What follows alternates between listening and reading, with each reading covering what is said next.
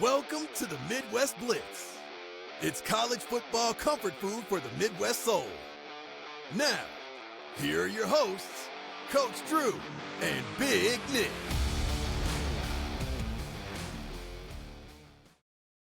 Welcome to another edition of the Midwest Blitz. It's Coach Drew and Big Nick, and we're recapping Week 10. Yeah, yup.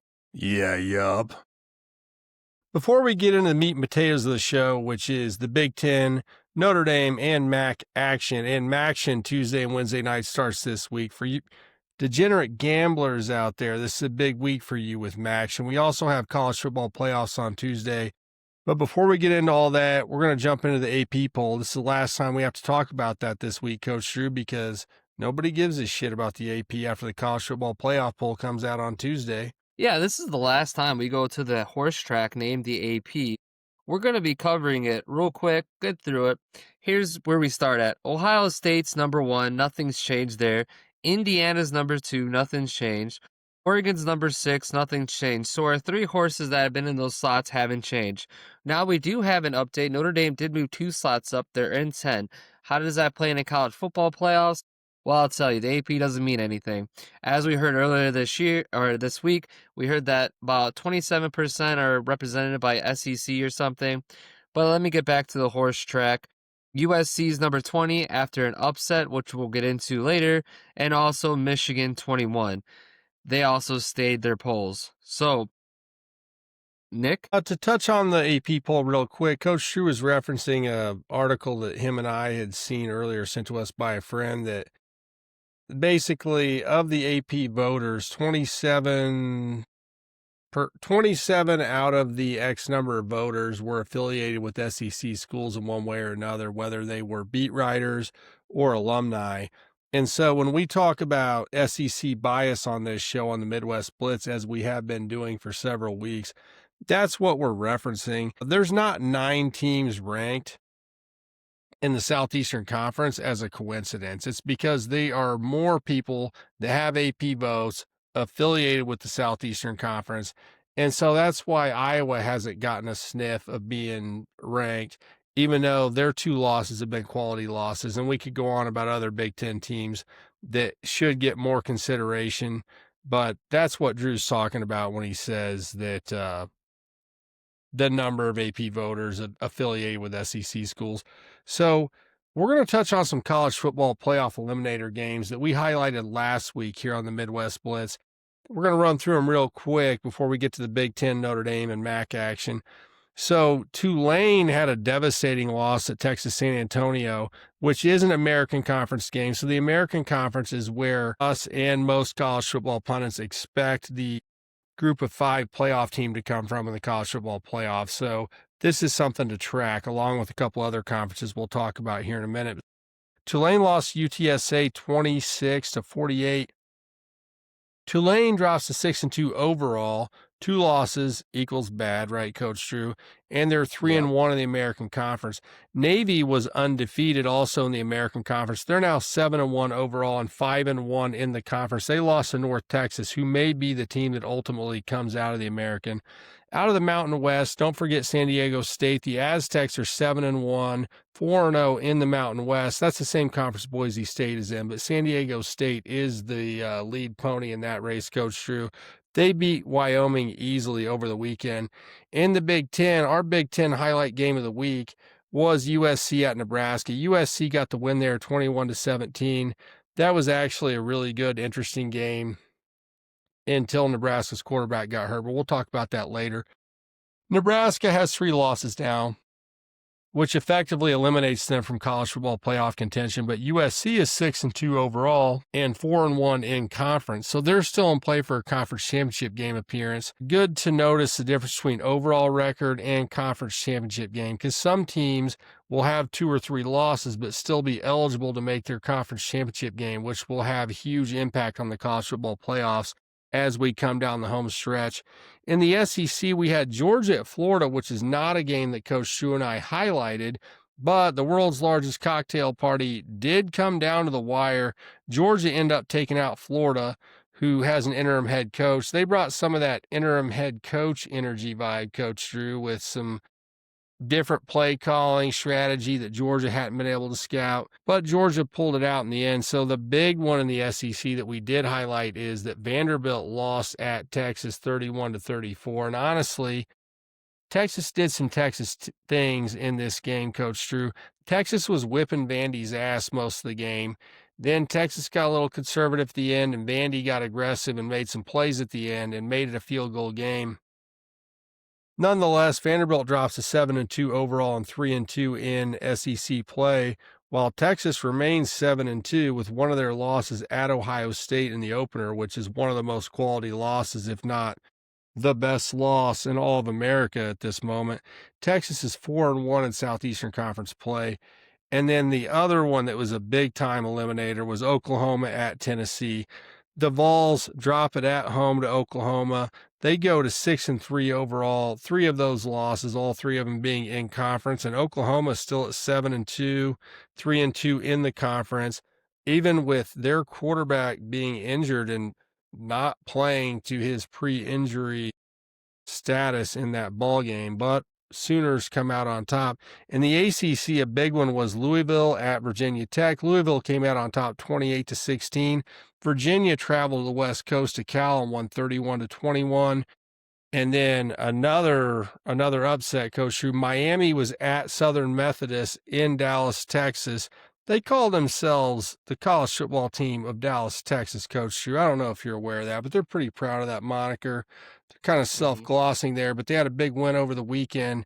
So Miami drops to 6-2 overall, but 2-2 in the conference, while SMU is 6-3 overall and 4-1 in the conference. So SMU at 6-3 overall is in the driver's seat to have a conference championship game appearance in the ACC, which could really throw a monkey wrench in somebody's chicken soup, or however you want to phrase that, coming down the stretch where you've got 3 lost teams that really don't have a chance to make the playoff that could make the conference championship game. SMU being one of them, big win for them. In the Big 12, Texas Tech down Kansas State 43-20, which we expected to happen, but Cincinnati in the late night game Saturday got wrecked at Utah. My goodness, Coach Drew. Utah put a beat down on them. Utah now 7-2 overall, 4-2 in the Big 12, has a good chance to make the Big 12 championship game. But the thing about Cincinnati is, even though they're at 7-2, they've got 1 loss in the conference. So they're actually ahead of Utah in the conference. And this is another situation where we're now in the March Madness of November relating to college football. Cincinnati's playoff hopes are hurt, but they're still ahead of Cincinnati, or still ahead of Utah in the Big 12 race, which is crazy. And then here's the stunner of the weekend, actually, is West Virginia at Houston. Number 22 Houston loses 35-45 to the Mountaineers.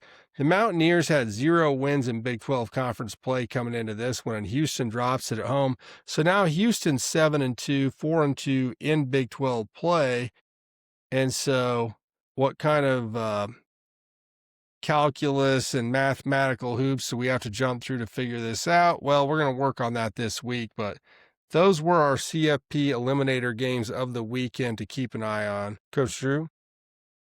Well, I made a mistake earlier, and I'm going to use my southern accent as they like to do on horse racing. And let me pull out my binoculars. Oops, I forgot to see there's a horse around the corner. If you look in the back there, I failed to mention Washington is number 24 in our Big Ten review. I just want to make sure that I correct myself before I have to go into the notes and put up a little screen that I did that. I do apologize to them. They're doing great this season, but I did have to pull out my binoculars and see down there because, it is getting tricky. We down here in the Midwest Blitz, we've been doing a lot of math. Some of us call us mathletes. Some of us call us crazies. Some of us call us degenerates. However you want to do it. I mean, me and Nick were just talking about it. I literally just made a college playoff predictor, and I even put out my prediction out on X, which is on our other social medias, which if you like, you can always follow, like, and subscribe on TikTok, YouTube, Instagram, Facebook, anywhere social media is, the Midwest Blitz is there. But enough about me, enough about my craziness, the college football playoffs, right? We are working on something, and like Nick alluded to, we're trying to break it down. We talked about 32. I got it down to like 60 teams left. But like a team that just got eliminated was Nebraska, which we're going to get into right now into our Big Ten recap. Go ahead, Nick. Doing Nebraska, Coach Drew. Yeah, we're going to do Nebraska last, like we talked about, but you can go ahead with the first one, sir. So the first Big Ten game of the week was the what could have been game between Penn State and the Ohio State University, the football machine based out of Columbus, Ohio. Penn State loses on the road 14-38. Penn State had a strong start in this game. Probably made some of the degenerate gamblers like me a little nervous when they scored a touchdown. The first half touchdown that the Buckeyes have given up all year with their juggernaut defense. Honestly, Penn State came out with what we referenced earlier as the interim head coach magic and had a good game plan. Great goal line play design to get that first touchdown I'm talking about. They had an overload formation. We won't get into it too much here on the podcast, but once Ohio State got their legs under them, it was all Buckeyes. Julian Super Saiyan, 20 of 23, it's kids play for him as a freshman. The guy is averaging about 80% completion percentage this year. 20 of 23, 316 yards and 4 tuds, Coach Drew. Super Saiyan rolls on. And the other Bo Jackson got back to true form after a couple of games where his numbers were a little down, at least by his standards. 13 carries for $105.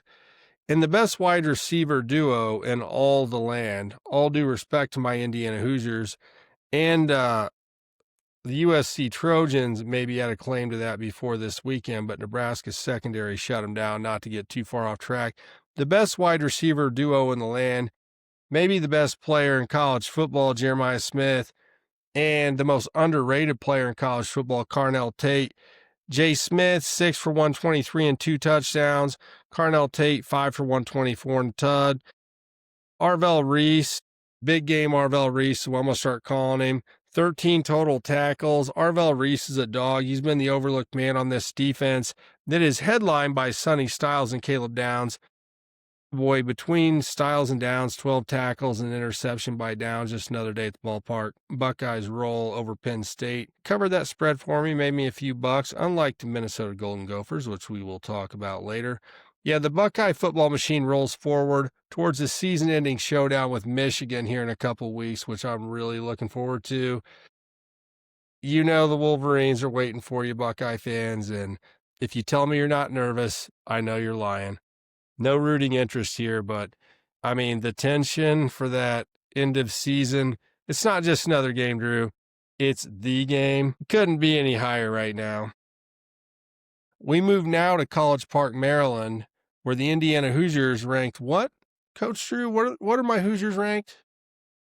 Let me look at the booklet for the horse track. It looks like they're in the second poll right now. Yeah, that's right. Number 2 ranked Hoosiers at Maryland win 55-10. So IU had a slow start, and Maryland had a great game plan at the beginning, kind of like Penn State had against Ohio State. Great game plan at the beginning. You can slow down a better team for a minute, but if they have a solid constitution as a team in terms of focus and you have a good coaching staff, then they make adjustments, and then, the better team comes out on top. And that's what happened in this game. Even when IU starts slow, they're going to make an adjustment. Indiana right now is kind of like the movie monster that you can't kill. They're like Jason Voorhees. You dropped him off a cliff, you hit him with a bomb and all this stuff, and then you turn around and there he is trying to kill you again, and he's going to get you. And that's what Indiana is. I mean, Maryland comes out, forces a big interception at the beginning, gets in scoring range. IU defense shuts them down, forces a field goal when they had the ball inside the 10. IU struggled a couple other times. IU had several players that came out of the game with a tight hamstring or a rolled ankle. And honestly, no matter who came out of the game or who made a mistake for Indiana at the beginning, they just got better and better as the game went along. There were third-string linebackers that came into the game and got interceptions. I can't name all the players on this Indiana team that had an amazing contribution in ways that in the past Indiana football fans like myself would have never expected. I'm just going to touch on a few, though. Fernando Heiss Mendoza, 14 out of 21, 200, 1 touchdown, 1 interception, which was his first passing attempt of the game, I think. Might have been his second. Running back combination of Kalon Black, a JMU transfer, and Roman Himby, a Maryland transfer who came back to College Park to get some revenge this weekend. Between them, they had about 200 yards and 2 touchdowns. Omar Cooper had a big game, 7 catches, 86 yards, and a touchdown, as Elijah Surratt is one of the Hoosiers who came out of the game with a tight hamstring early. And honestly, it just didn't matter. Oh, so-and-so's got to sit down for a minute. So-and-so's going to sit out the rest of the game. Oh, by the way, All-American linebacker Aiden Fisher didn't play at all, sat on the sideline with a headset on as an extra coach on the staff. IU defense stepped up big time with Fisher out. Louis Moore had another interception. Our boy Louis Moore. Louis Moore's a grown-ass man, Coach Drew, literally and figuratively. That guy played a deep pass by Malik Washington, Maryland's quarterback, where the true freshman Washington from Maryland, who's had a great year, he throws a ball that's perfectly thrown in like a 7-on-7 scenario where there's no help over the top. But Louis Moore, the 6-year COVID senior for Indiana, he high points this ball over the shoulder like Lynn Swann in the 1978 Super Bowl or whatever, that highlight we've seen a million times, and just steals it from the Terrapins. This Indiana defense forced 5 turnovers. If you're carrying the ball like a loaf of bread, like the old Walter Payton highlights, rest in peace to sweetness, Walter Payton. But if you're carrying the ball loosely, this Indiana team's going to take it away from you. And they did it 3 times in this game where guys were carrying the ball, not high and tight like a tiki barber. They're just going to take it from you. And it doesn't matter who's in the game. I mean, I am shocked as an IU fan at all the times where somebody ends up in the ball game and makes a huge play. And I'm like, shoot, I thought he was like 3rd string guy. This truly is a next man up team. And I hate to use that term, and it's so cheesy. And I wish I could tell you something more exciting right now, Hoosier fans, except that you have a real top 5, top 2, maybe the best team in the country, top to bottom in Bloomington, Indiana right now. And it's not just me as a fan and somebody that loves football saying it. The numbers will say the same. Pro Football Focus has Indiana as the number 1 team in the country. There are several other statistical, mathletic sources that will tell you that Indiana, if they're not the best overall team, they're the best team in run efficiency, or the best defensive team, or the best against the run. So IU fans, I know we might think that these last few games might be boring, heading into what I am assuming will be a Big Ten championship game matchup with the Ohio State Buckeyes, which I desperately want to see and think will be a great game. Enjoy every drop of these ass beatings we're putting on everybody. I heard someone say earlier, and couldn't said it better myself, if you're not one of the most elite top 5 teams in the country, Indiana is going to throw you out the fucking window right now. And Indiana football has never seen this before. They brutalize teams. And I thought Maryland played a great first half in that game, and there's nothing they can do to defend themselves. Like I said, they're like a monster. Coach Drew, you have anything to add to that? I mean, Indiana is, what their defense does in terms of takeaways and ferocity hitting at the line of scrimmage, what their running backs do as far as falling forward. I heard Brad Nessler and Gary Danielson, who played at Purdue, by the way, 2 old school guys who have been watching football 50-plus years, and they said, does Indiana have a running back that doesn't fall forward? They put the freshman from Fishers in, Kobe Martin, Fishers, Indiana, whoop, whoop. They put the freshman at the end against Maryland's number 1 defense, who, by the way, was one of the best defenses in the country against the run all season before Saturday. And they fall forward. They lower the shoulder, they lower the boom, they fall forward. Coach Drew? Well, let me first agree with you. I love the pundit you put in the last one with Ohio State beating Penn State. You said kids play. I don't know if you're alluding to child's play, which is a play on Chucky, which I'm just going to put 1 and 1 together here. Julian Saiyan, Super Saiyan, as we like to think from Dragon Ball Z. Now I imagine him as Chucky. I loved it. And then you brought in with Indiana, you brought in the Van Nuys, and then you have Friday the 13th, because nobody wants to go to Indiana summer camp right now because it's not a fun time. People are getting murdered. And This defense, man, I tell you, even with Fisher out, right? Like, this defense is still putting a hurt out there. There's not a spot, they don't have a soft spot on that defense right now. And the way they're playing, it's just that's how you win national championships. The equation for the mathletes out there that we allude to is defense wins championships, right? It's way different than the NFL. The NFL, yes, you need defense and offense, but in college, we expect you to score than often. But Sure. if you have a team that can stop the opposing team a lot and keep it low, this Ohio State versus Indiana that looks like we're apexing to and Yeah. climaxing with the end of the season, this is going to be a huge defensive battle, but it's going to be a good game. Yeah, it is the heavyweight title fight that Midwestern college football fans have been waiting all season to see. The Buckeye fans, who there's a lot of you out there, and we appreciate all of you that listen to the Blitz, and then all the Indiana fans and all the other fans who are waiting for somebody to beat Ohio State, which just doesn't happen very often. I mean, Ohio State didn't make it to Indianapolis for the Big Ten championship game last year because of their early season loss to Penn State, and of course, the unfortunate or fortunate upset by the Buckeyes. It's in the ball's in your court, Ohio State. IU wants to see you in Bloomington. I promise you, Kurt Cignetti's not scared this time. Neutral site game. I know the Buckeye fans will laugh at me for saying this, but Indiana is going to hang right with you. That's going to be the best conference championship game of the season, and I think that's what we're going to see. Well, before we get to that game, we have to talk about the game, and the other participant in the game is Michigan, as they hosted the Boilermakers from Purdue. Nick, this is not what we expected from this offense, and I just want you to explain your part, and then I'll come in and explain my piece.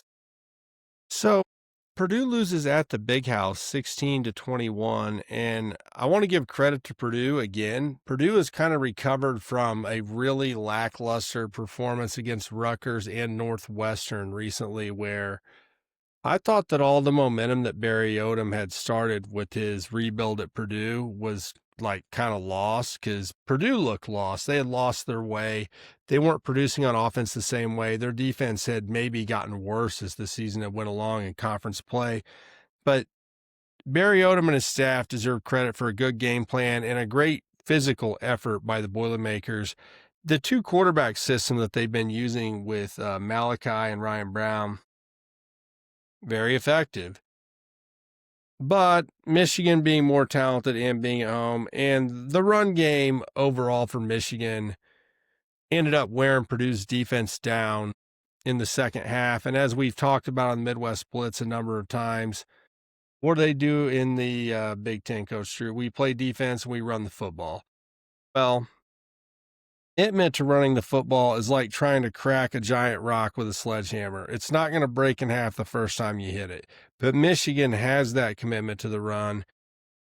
Marshall for Michigan, 25 carries for $185 and 3 touchdowns, is the not tip of the spear, but the head of the hammer that finally broke the Purdue defense in the second half. But if I'm a Purdue fan, I'm pleased with the recovery that I see out of the Boilers in this one because they played hard, they had a good game plan, they executed it. And that is not what you've seen out of Purdue the last few weeks. Michigan is still very much alive for a college football playoff berth, but we're going to have to get to the game at the end of the year for them to have a chance to do it. They're going to have to beat the Buckeyes in the Big House, and all of America that loves college football will be tuned in for that.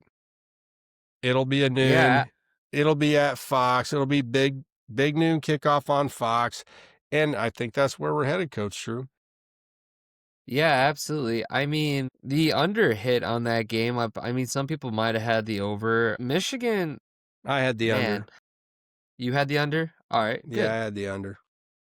So even when this game started, they did not give Purdue any chance. Purdue never got over 10% win probability through this whole game, which is understandable, but like you said, they hung with them. Now, if I'm correct, Ohio State does travel up to Michigan in the Big House. They have do. the advantage this year. And with that being said, Michigan has to step it up. This is where I texted you and I said, "Are they throwing the ball? What's going on?" That was one of our question marks, right?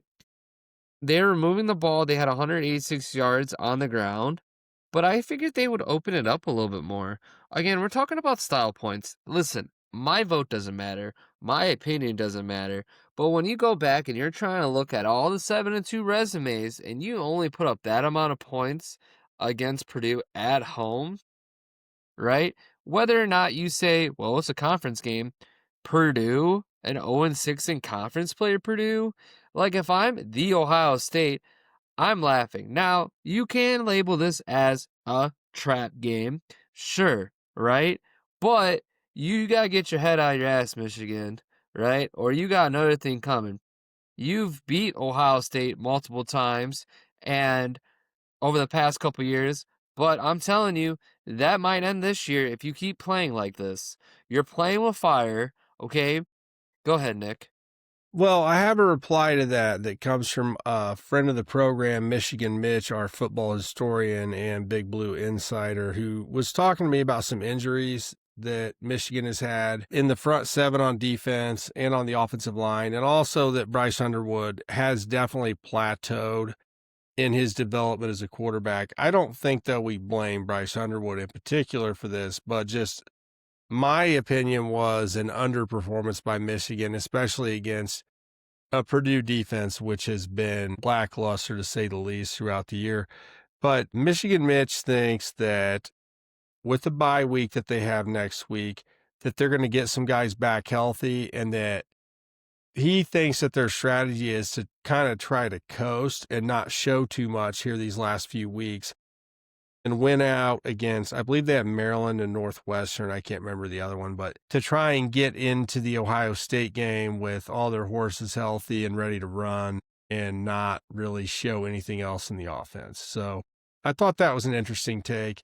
There was more to it than that. I don't want to spend 20 minutes on Purdue getting beat, but I think Michigan might be saving something in their bullpen or in their bag of tricks for the Ohio State game if they can. Although, dude, Purdue had a chance to tie this game in the second half at one point, I think. And I mean, it's not as if Purdue was within striking distance in this game, which I was surprised about.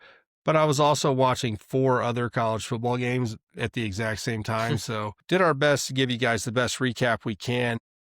We think, though, or by we, I mean me and my Michigan insider, think that Michigan has a better effort they're saving up for later down the road. But we'll see.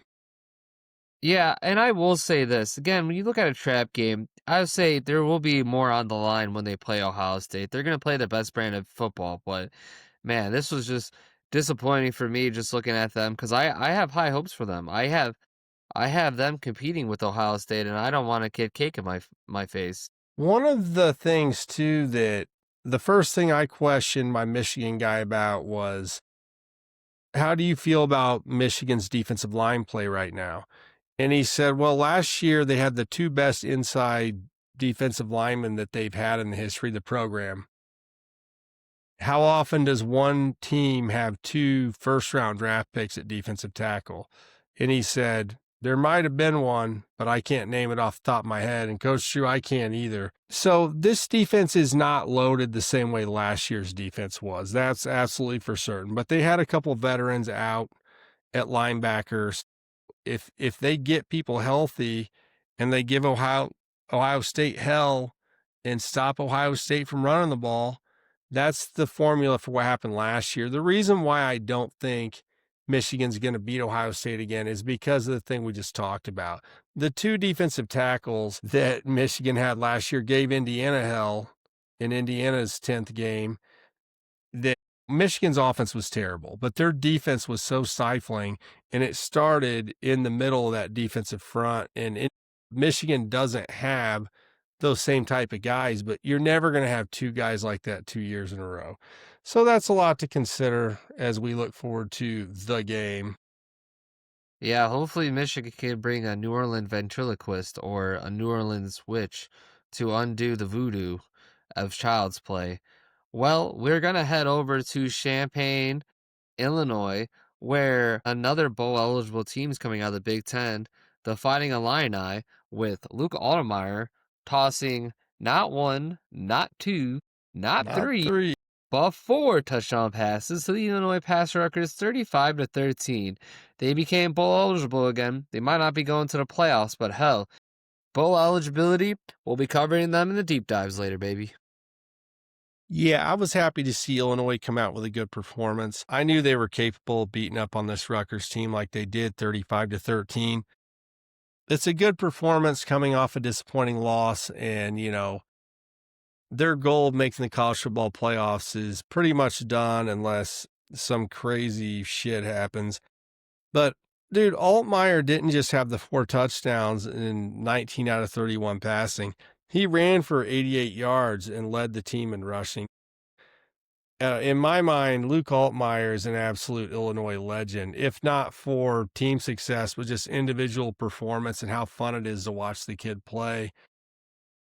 I hope he gets a legitimate shot with an NFL team, because if he doesn't have all the measurables that Mendoza or whoever you think is the most talented, top tier of quarterbacks, he definitely has the heart and the skill and the love for the game and the moxie that you should be looking for in a mid to late round quarterback draft pick. I love Luke Altmyer. I've enjoyed watching him all year.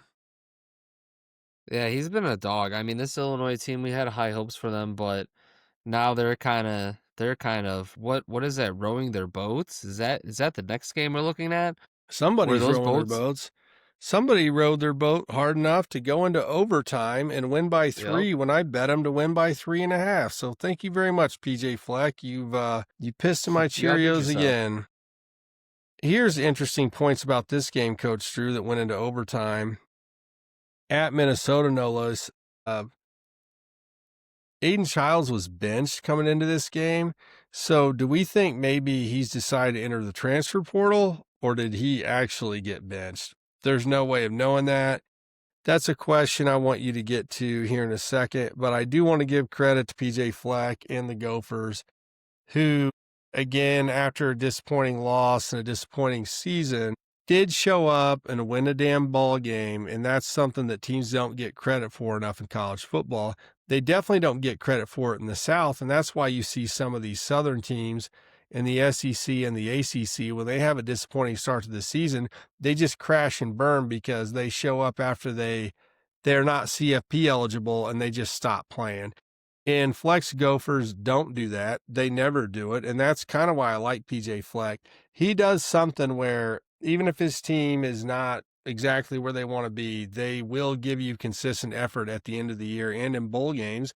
And I love bowl games because holiday, Christmas time, New Year's time, post-Thanksgiving, whatever, I grew up watching college football with my family and enjoying those games. So some of you guys think that those games don't matter, and maybe they don't matter to you, but PJ Fleck's team at the end of the year is going to give you a good performance. I believe they've won 5 or 6 bowl games in a row, and they pulled this one out against Michigan State. But Coach Drew, I wanted to come back to you on the Aiden Childs question. Somebody who I liked a lot as a Michigan State Spartan. He was benched.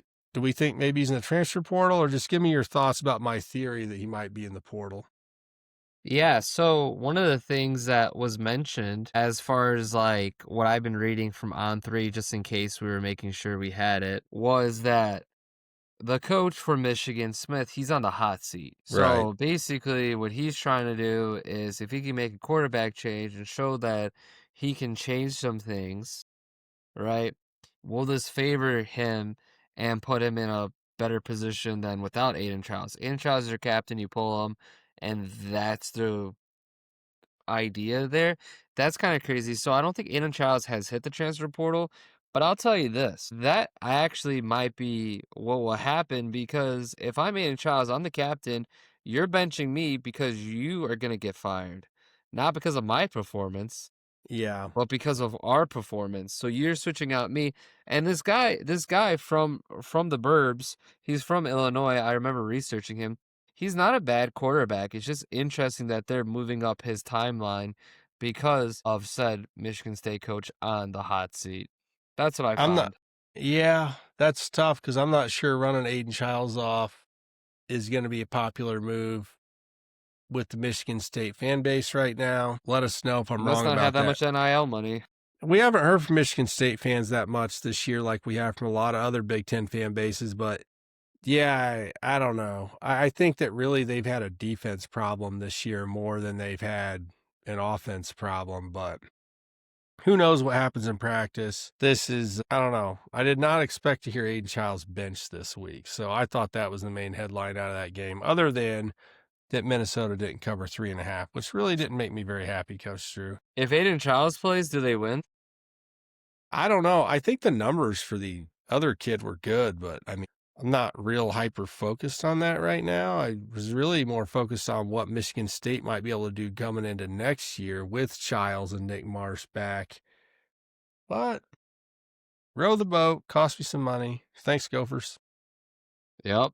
Now we're going to head to a blackout, which also became a funeral for some team being eliminated, and also Patrick Mahomes' doppelganger being injured. Go ahead, Nick. Oh, Coach Drew, why do you do this to me? All joking aside, our year-long joke on Midwest Blitz has been about Dylan Raiola cosplaying Patrick Mahomes. Honestly, Coach On Drew, Halloween. I was on Halloween. I'm kind of heartbroken by this game. USC Trojans travel into the Heartland at Nebraska and win 21-17. I'm heartbroken for this reason. This is a massive win for USC and a massive gut punch for the Huskers right after they re-signed Matt Rule at the beginning of the week to a contract extension that we detailed on some social media posts, and had the chance to talk to some Cornhusker fans about. Nebraska's staff had an excellent game plan, and I'm talking Matt Rule, Dana Holgerson, and John Butler, the defensive coordinator. This was a great game plan, and it was a game plan that I endorsed coming into the game. If you guys recall, I said this needs to be the Emmett Johnson game. And this was the Emmett Johnson game. Emmett Johnson showed the warrior spirit of an old school Big Ten running back in this contest. But it wasn't the outcome Husker fans wanted. By the way, Coach Drew, 3 teams have blackout games this weekend. Tennessee, Nebraska, I can't remember the other one. All 3 of them lost. I'm not saying that had anything to do with it. But Emmett Johnson had 29 carries for $165 and a touchdown. Raiola got hurt at the start of the third quarter, and that was the swinging point of this game. Raiola was 10 of 15 for 91 yards, which is not great, but he was keeping the USC defense honest because whatever you want to say about Raiola, the kid's got a live arm and he can sling it to any point on the field when he needs to. And so they weren't really willing to load the box up to try and stop him at Johnson until he got hurt. Then the backup freshman quarterback came in, and we're not trying to rag on the kid or say anything bad about him, but it only took a couple 3-and-outs before it was obvious that he was not a threat to throw the ball down the field at all. And so USC defense that was very good against the passing game against Nebraska, just like they were against Notre Dame, just like we predicted here on the Midwest Blitz, right, Coach Drew, was soft against the run, exactly as we predicted here on the Midwest Blitz in this game, in the Notre Dame game, and in the Illinois game, where Illinois ran right down the pike on USC all day. And so, like I said, the game plan for Nebraska was amazing. They held Maava to 135 yards on 9 of 23 passing. He did have, though, Maava didn't have the greatest passing game. He had 11 carries for 62 yards and a touchdown. I honestly love Jaden Maava as a player. This kid's going to be an NFL quarterback. I think this kid's an NFL starter for sure. So we're not clowning Maava, but he was held in check as good or better than any defense has done all year by Nebraska and John Butler, the defensive coordinator. King Miller, 18 carries for 129 yards for USC. Again, on the other side of the ball, the Nebraska defense has been a very good secondary, which we predicted coming in would have a chance to slow down the USC passing attack, which was the most explosive in the country. Here, let me find this stat. USC's 2 receivers had like 4 catches, 40 yards combined. I mean, if that doesn't tell you how good the secondary and defense was in the passing game for Nebraska, I don't know what does. Deshaun Singleton was very good in coverage. He had a pass interference in the end zone one time, which Husker fans might not be happy about. But without Deshaun Singleton, you don't stop the USC passing game the way that you did. I mean, that's something to be really proud of. And as far as the running game, USC put up good numbers in the run game, but it was a bend but don't break situation where in the red zone, in the first half at least, USC had to settle for field goals. If you're a Nebraska fan, this is a heartbreaking loss. But I want to say you should be proud of the effort of your defense and proud of Emmett Johnson. It just sucks that he had such a great game and a losing effort in prime time. And I know that's kind of the MO for Matt Rule, or that's what people say, just like they would say about James Franklin. If Dylan Raiola was healthy for this game, regardless of him not putting up the biggest numbers he's put up all year, I feel like Nebraska was going to win this game. They had USC on the ropes, man. So, disappointing loss. Nebraska goes to 3 losses, probably out of college football playoff contention now, whereas the Trojans with 2 losses are very much still alive, but has some tough Big Ten contests at the end of the schedule. Coach Drew, what say you? Yeah, so one of the things that we did mention was it was 14-6 going into half. One of the biggest differences was when Raiola went down. And I will say this, when that goes down, your team is deflated. I mean, it's like taking the air out of an air balloon. I mean, that defense was out there probably longer than they needed to be. There's a lot of 3 and outs. There's a lot of different factors. I'm not giving Lincoln Riley credit for this win as much as people are. I'm going to put an asterisk by it because No. if Mahomes Jr. was out there playing, that game is a whole different game. I'll tell you that much. Emmett Johnson is an underrated running back. He's going to be a professional running back. I can see it now. Absolutely. So, I mean, that's a little fantasy football dynasty right there talk. We don't talk about fantasy football on here, but there you go. But Emmett Johnson, he's definitely going to be somebody to look out for. Given his skill set, that's one of the things is, okay, you're going 3 and out, you become predictable, right? One of the biggest problems that what happens when you go one-dimensional, right? And we talk about this, it's okay to run, but when you put 7 to 8 guys in the box, you don't really have a choice. I mean, that's hard to do at any level, you know? And then, as you said, the quarterback who came in wasn't a threat throwing, so now you make your defensive adjustments that would like this, to this, and you're not missing. And that's what USC did. Absolutely. They took care of the game, and here they are. They're still alive in the Big Ten. Lincoln Riley still has a job. Matt Rule got extended. He'll still be back next year. It's going to be interesting how they retool that whole situation in Nebraska. I just want to say it one more time, Nebraska fans, if you're watching this, don't be mad at Matt Rule about this. I mean, if you're mad at anything, be mad at your lack of depth at quarterback. And I'm not going to trash the true freshman who got thrown in and I don't know if that kid had a rep with the number ones all season. I mean, it was so disjointed when he got in there. But I'm not throwing down the coaching staff unless you want to blame them for not having a better, more prepared backup to put in there. But yeah, this was a game that Nebraska was going to win, in my opinion, before the injury to Raiola. It's pretty disappointing. Yeah, that fourth down where Emmett Johnson looks like he trips or stumbles on a simple handoff pass that he would have got the first down. I mean, those are just reps and reps and reps. So you don't run into situations like that. Yeah. So, well, is it time to go to the Holy War? Let's cover the Holy War, Coach Drew. Which Holy War are we talking about right here? We're going to Boston, where Boston? Boston College takes on Notre Dame Fighting Irish in the Holy War, which some predicted to be close, some predicted it should be far apart. What actually happened, Nick? Well, by my estimation, I saw kind of a repeat of what Michigan State did to Indiana a couple weeks ago when we were in South Bend to watch the Trojans, actually. But Boston College controlled time of possession for most of this game and milked the clock with short passing game. I think their quarterback had 47 passing attempts, and they were not long ball shots, but it was just dink and dunk. And honestly, Boston College had no running presence most of this game. So they tried to shorten the game by running clock, moving the chains without necessarily threatening to score a lot. And so Notre Dame had some struggles. They had some struggles in the kicking game. I know they had some turnovers, but I would attribute a lot of this game being so close to a good game plan by Boston College, where it's like, well, let's hang around, keep it a 1 or 2 score game as long as possible and see what we can do at the end. Of course, we know what happened at the end. Jeremiah Love, the best running back in America, popped off a 94-yard touchdown. Reminded me of the 97-yarder he had against my Hoosiers in the college football playoff while me and Coach Drew were there watching that game last year. A little uncomfortable. I had a little PTSD about that as an IU fan. But yeah, Notre Dame comes out on top here. Let's say that's a positive about this game that's closer than Irish fans would like it to be.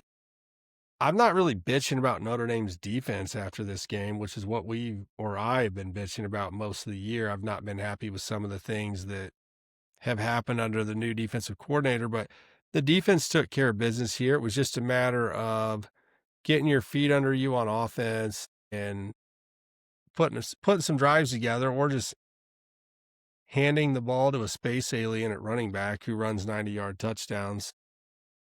CJ Carr was great. I think he had 299 yards passing. The defense, again, full credit, good effort across the board, just good game plan, milk some clock if you're Boston College. Hope Notre Dame makes some mistakes, which they didn't force enough mistakes of Notre Dame to have a chance to really win this game. But, I mean, it was frustrating to watch for Irish fans for sure. Yeah, absolutely. I mean, from my perspective, like, we're trying to show the college football committee that we deserve to be in it. I mean, the AP took us to the 10, which again has no correlation to the college football playoffs. CJ Carr did have a phenomenal game, Jeremiah Love. It's just execution. Sometimes we get into certain spots where we can drive the ball downfield, we get close, whether it's a mishap with the field goal, whether it's a mishap extra point, whether it's just we're fourth, okay, we're goal range. We throw 3 plays, we hand it off. Okay, that doesn't work. We hand it off. Wow, they got us now. Now we do some weird boot action play. No, they stopped it. Now we go to field goal it. Yep, we shanked that one.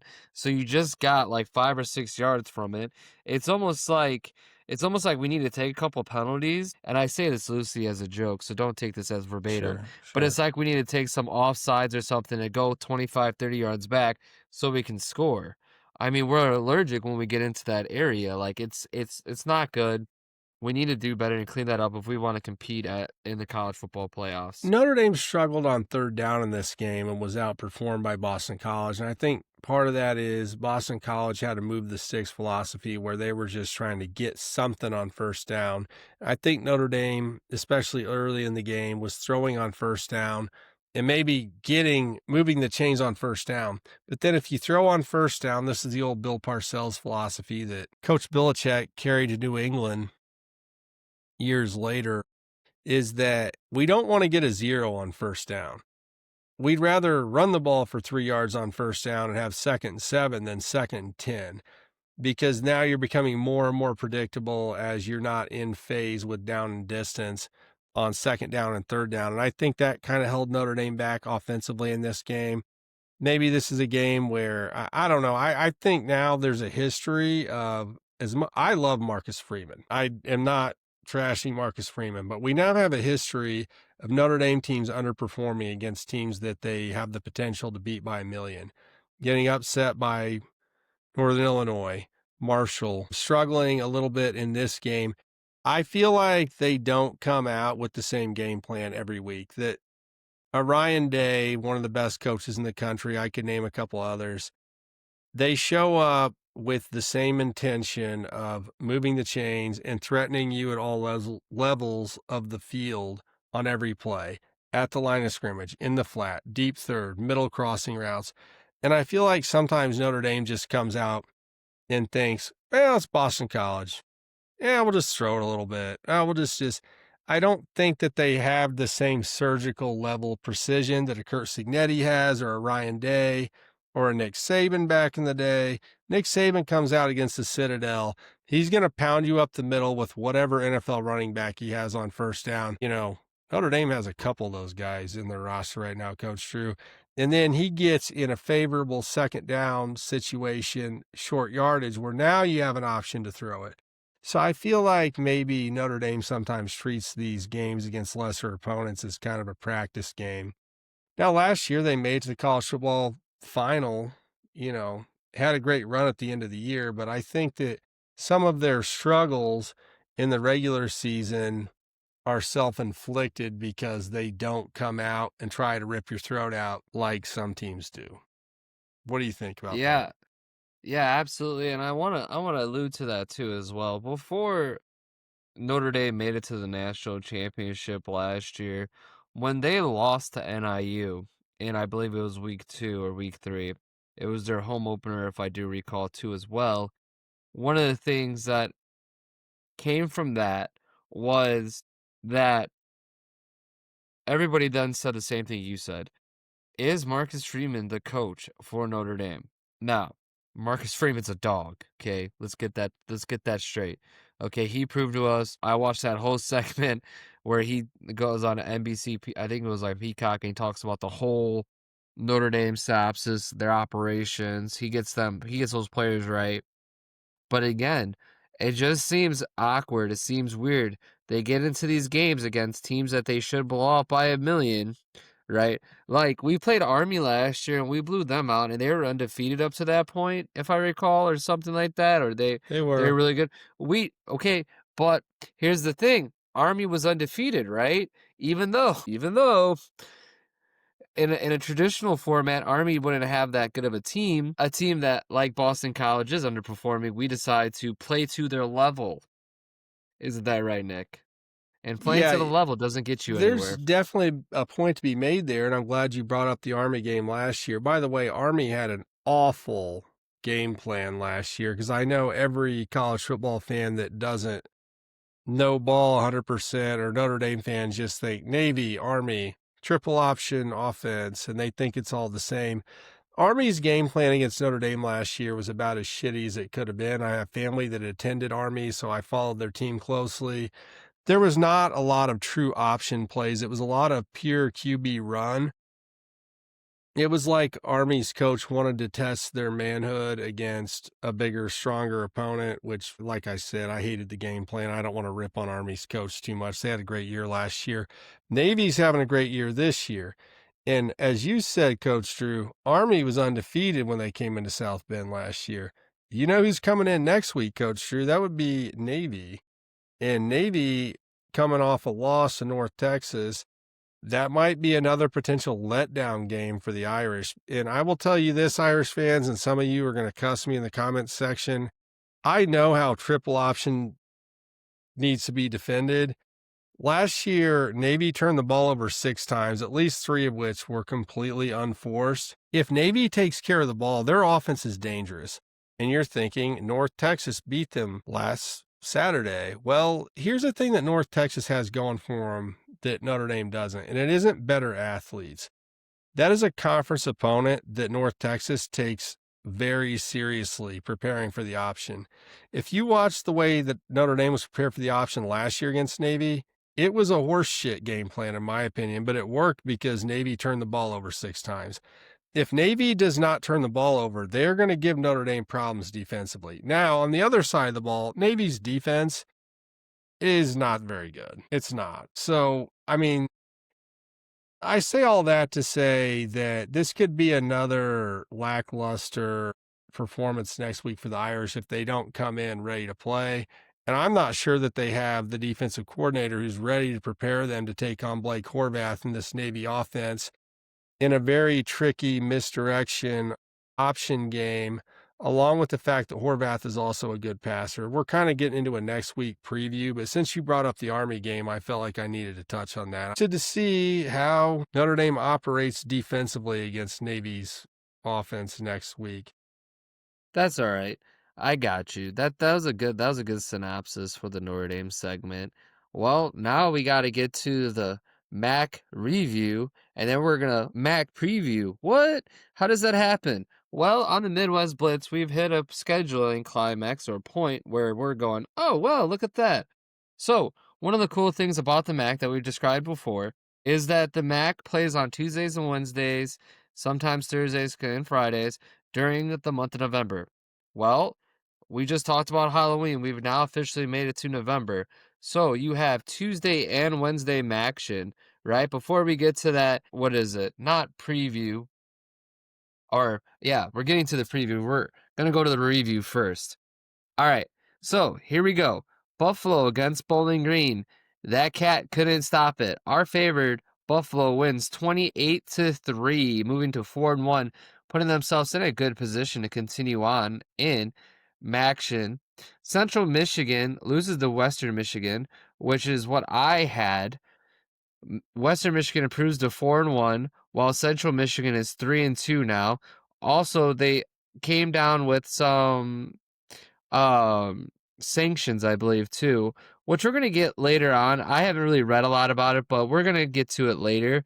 Can I throw a quick bit in on that? Yeah, go ahead. So basically, the sanctions that came against Michigan and Sharon Moore and that would have come against Jim Harbaugh if he didn't jump to the NFL, there was collusion or collaboration with the Central Michigan coaching staff. There were friends there in the state, like some guys that used to work with Harbaugh or vice versa across both staffs. And so now Central Michigan is going to get penalized for participation in the Michigan Spygate, whatever you want to call it, sign stealing saga that you guys have all heard about. But that's what Coach Drew's making a reference to. Yeah, I just wanted to allude to that. And that's it. That's the scoreboard. There was 2 games. Now you're wondering, why is there 2 games? Well, we'll get to it. Now you can watch Tuesday, Wednesday MACtion while you watch Monday Night Football. Then you go to Thursday Night Football. Then you go to Friday. You hang out with us, talk football. Saturday, Sunday, you're talking football. It's almost like every day you're talking football. And you go crazy. It's like football. It reminds me of Willy Wonka, where he's just at the end and they're going down the tunnel and he's like, faster, faster, faster. That's how our week goes here, the Midwest Blitz now. It only Willy speeds Wonka's up from taking here. over. Yeah, it only speeds Exactly. up from here. We're on some kind of crazy football roller coaster, that's kind of how I like it, Coach Drew. So we had 2 MAC games over the weekend because we've got Tuesday and Wednesday night MACtion, a little gambling action for all you degenerates out there. And by you degenerates, I mean you, me, and Coach Drew. Coach Drew, who's playing on Tuesday MACtion? Well, you got UMass taking on the Zips, who are 3-6 and 2-3. The Zips are, and you have the Minutemen, who are 0-8 overall, 0-4 in MAC. This was a team that came back to the MAC. They left the MAC. They said, well, let's go figure out how to do some football over here. They're one of the worst programs right now, and I'm sorry to say that. We haven't covered a lot of the Minutemen, but if you find this, I'm sorry, I apologize, but it's not a good football program. I don't know if they pay attention, but one of the betting things that they have is they only have Akron to do minus 10.5. They said to cover the spread, and I went with that. So I think they could score more than 10.5 against this Minutemen. Is it more like Minutemen, more like our men? Or, I don't know when they score or how they do it, but yeah, that team is terrible. I also didn't see for this prop bet on Tuesday when a scoreboard is going to go on fire or if a raccoon's going to run across the field. I couldn't find that prop bet, but if you guys do, put us down in the comments if you could find that prop bet for us, because as alluded to, MACtion's great football. There's going to be high-scoring games, and that's actually what I'm going to go to the next one, as you have the repeat. This one is on the same day. Yep, it is. It's on at the same time, too. It's on Tuesday. You have Miami, Ohio, playing Ohio in a rematch of the big time, of the MACtion championship. What does this look like? How does it look like? How do we draw it up? Well, first off, I want to say Miami, Ohio, and Ohio. We're looking at this. Miami, Ohio's 4-0. Ohio's 3-1. Where do they meet? Parker Navarro is a dog, and I think Parker Navarro wants to still beat Miami, Ohio. I mean, they did it in the championship, and they're going to do it again at home. One of the things is minus 3.5 Ohio Bobcats. I'm pounding that. But also, because we're playing MACtion, 50.5 is the over. We're pounding that too. So if you want to combo both those together, I would definitely pound that as well. Then on Wednesday, we have Kent State going to Ball State, which we know of. If you like the chug and you like the chug, please let us know. We love the chug. Now, Ball State is 2-2, while Kent State's 2-2. Both teams are very well off into this middle of the MAC stuff. But when you got a home team like Ball State, who is coming off of a loss to NIU, I feel like Ball State here is gonna cover at home. They're opening up -2.5. That's a field goal. I take Ball State -2.5. I think that Chirps can definitely do there. One of the things is I want to see how many tailgates are going to be out there. You're giving these guys, one of my favorite party schools in Indiana, an opportunity to get crazy on a Wednesday in a random parking lot. I'm pounding I'm pounding a field goal over for sure. Then the betrayers of the MAC. We have Northern Illinois travels to Toledo. And I think Toledo's going to give them a Midwest goodbye by spanking them. Toledo opens up at -14.5.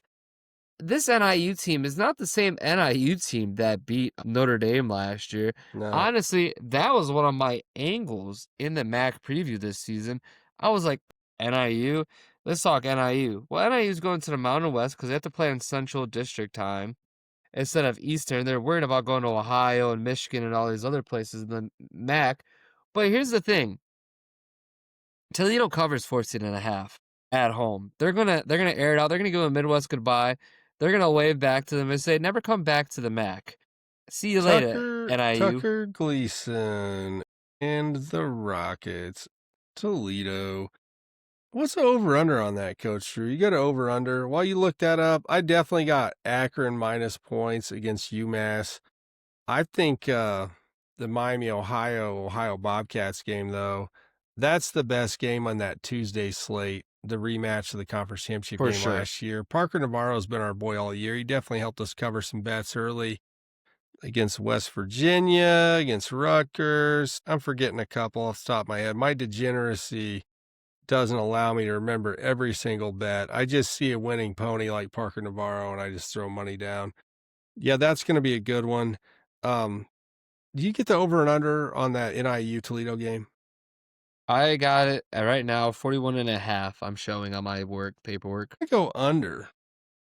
My bet is going to be an under 41.5 there because I think Toledo, with their solid defense and one of the MAC's best quarterbacks and running backs, in Trainum at running back and Gleason at quarterback, I think that they are going to be able to get a lead and milk it, and I'm not sure NIU is going to score a lot of points. So I'm going to go with the under in that one rather than going with Toledo minus points.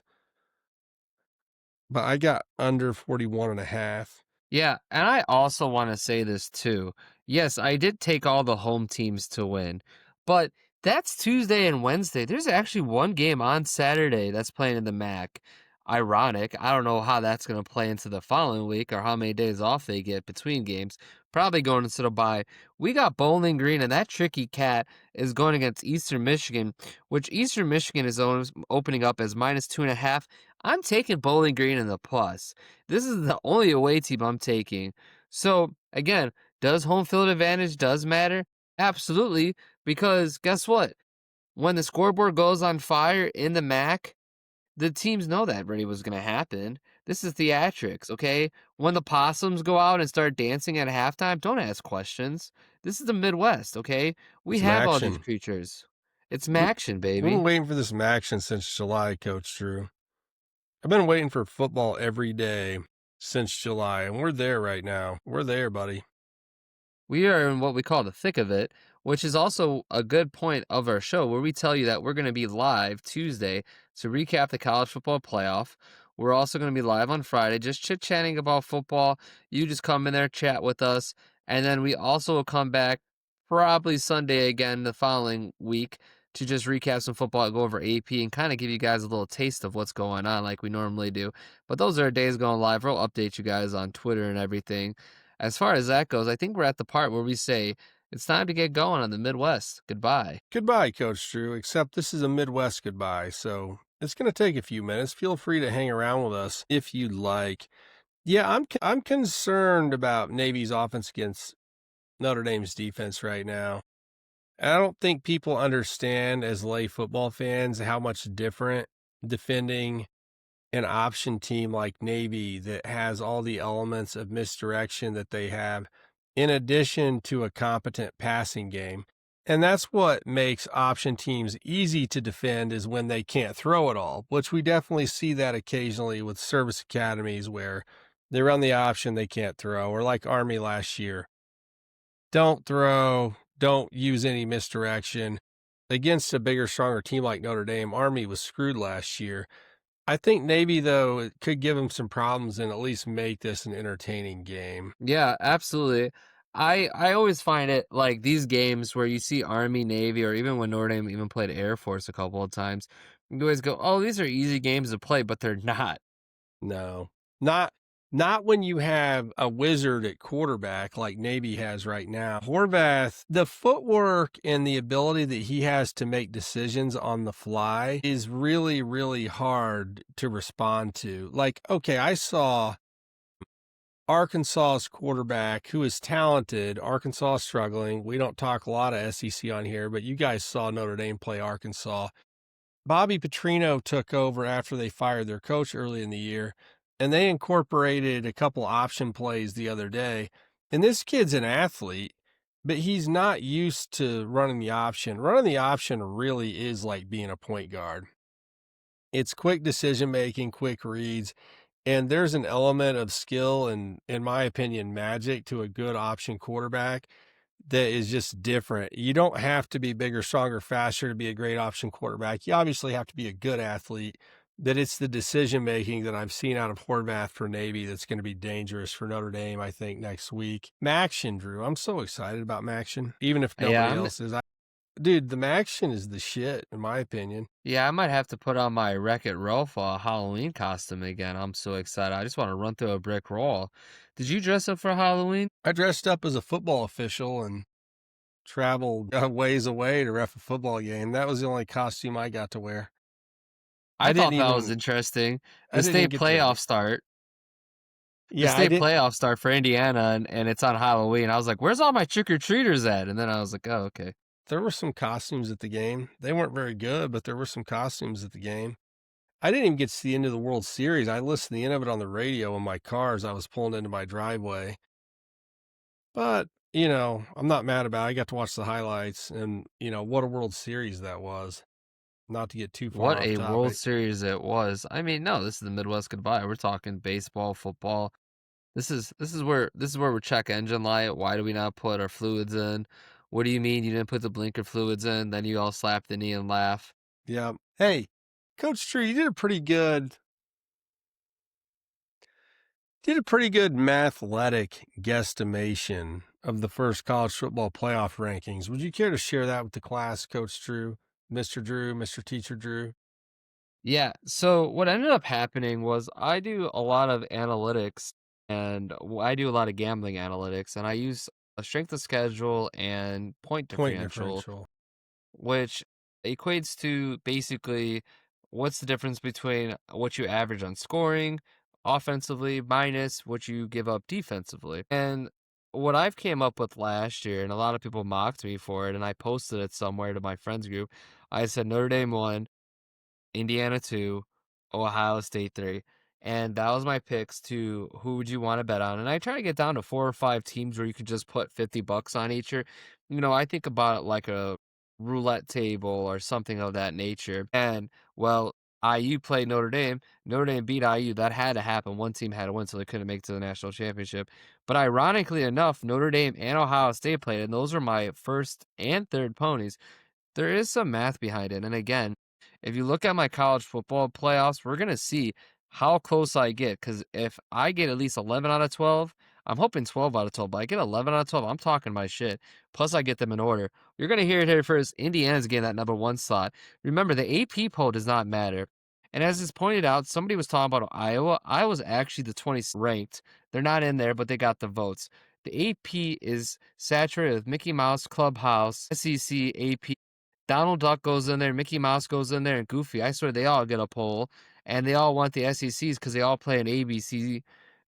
I literally had been telling people, I've been trying to tell people that, yeah, you know why people like the SEC? Because they play an ABC. And when your children, somehow, we talk about in America brainwashing, when you watch the Disney Channel as a child now, I feel like they're telling you to watch the SEC football. There's probably something that's going to be studied. They're like, why are they wearing orange and they like checkered boards? Or why is there an elephant over there wearing red? There's probably some subliminal messaging that I gotta look into, but this AP poll, I'm so glad that we don't have to talk about it. We're gonna mention it next week, but we don't have to really dive into it as deep as I have been talking about the horse track, because there's a new horse track, the one that matters. This is now like the Kentucky Derby. These are like the Triple Crown ones. This isn't your, oh, we're just gonna go bet and throw $20 on a Friday night like I like to do on horse betting, but we're at the big tracks now. I haven't been to the horse track in a while. It is a good time. I did go to the Kentucky Derby once for all of you in the Midwest. Kentucky's not part of the Midwest, but it's close enough you can go check the Derby out one time. It's like the Indy 500, but people get dressed up. They still pass out in the grass, too. So if you're an Indy 500 fan, you could definitely enjoy the Kentucky Derby for the human watching, if nothing else. Do you know why they dress up at the Kentucky Derby? I don't know, Coach Drew. Why do they dress up at the Kentucky Derby? They do it as a mockery. Because gambling was frowned upon and horse betting is frowned upon. So they dress up all fancy to make it seem like this fancy thing. And now it's became something where it's really fancy. So they dress up with their poofy hats and everything. And they're like, no, look, horse race betting. Look how fancy it is. They did it as a mockery. And then it became a thing and a staple. I always wondered why. I was like, this looks weird. Why do they always dress up for the Kentucky Derby? And that's why. It's because it's a mockery towards the frowned upon of gambling. That makes sense. So at the Indy 500, it's the opposite. So at the Indy 500, the cliche was like it's a bunch of white trash people. So a lot of people will show up, people that never wore a pair of overalls or anything in their life, and they'll show up and buy a pair of overalls and boots and like red, white, and blue bandanas and stuff to make a mockery of the idea that you're white trash if you go to the Indy 500. I actually went with a European guy one year. I was with a group, but this guy from Europe was like, oh, let's go see what the Indy 500 is all about. And we showed up, and he was disgusted with the dress of many of the spectators. And he was like, how do people dress like this? How do they live like this? And I was like, Sasha, it's a joke. It's what's the word? It's a self-aware joke. It's like, oh, well, you think we're trash. So it's like a costume party. We're dressing up like an idiot kind of. But so I never heard that, Coach Drew. And at the Derby, it's kind of the opposite. It was like, oh, they were looked down upon for like going to the track to bet on horses. So they dressed up fancy to like play opposite to the cliche. Whereas at the 500, people just lean into it, baby. Did Sasha talk like, Ricky Bobby, you make a mockery of racing? No, he sounded more like closer to like an Ivan Drago. He was Eastern European. Great guy. That gives me PTSD when Notre Dame played IU, and I was with the dude from the X-Men and Maynard, and yeah, that was really weird. That was a weird time. I thought I died when I was at B-Dubs. I believe the Russian guy said to Coach Drew at B-Dubs, American football. Explain this to me, Coach Drew. And then by the end of it... Actually, it was funny. He was like, why does Notre Dame play an academy of your military? That makes no sense. This game is dumb. Why is it on TV? And then the dude from Alabama was like, yep. I don't know. That was a really bad impersonation of him, but it was like Maynard. But he was like an Alabama and Auburn fan, which, okay, I'm putting the X. But he was like yeah, that's why I thought I died. See, this is, my brain is like, they say like when you die, they give you like little, like, they're like ease you into it in the afterlife. They don't just go, you're dead. It's like Beetlejuice, they like kind of like ease you into it. They give you a book that says the day and the afterlife. Wake up. You're dead, buddy. Come on in. Welcome to heaven. Exactly. So, well, that's another Midwest goodbye with Coach Drew and Big Dick signing off. We'll see you guys in the next one. Thanks for watching. We appreciate you. Deacon, what's up, buddy? He charged his laptop. I charged my laptop today. And it's on, and it's plugged in. Thanks for watching. Also, we're coming back with fan mail, so be ready. Fan mail, baby. Midwest style.